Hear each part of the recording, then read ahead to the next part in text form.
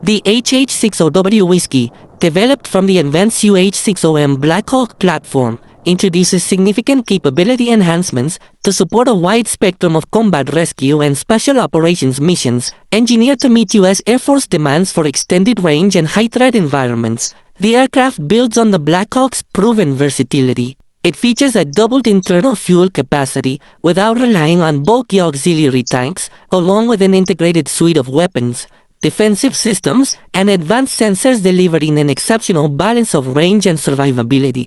Moreover, by maintaining full commonality with the UH-60M's engines and dynamic systems, the HH-60W ensures high operational efficiency while keeping acquisition and lifecycle costs relatively low. This approach allows it to stand among the most capable rotorcraft in service today without excessive ownership expenses.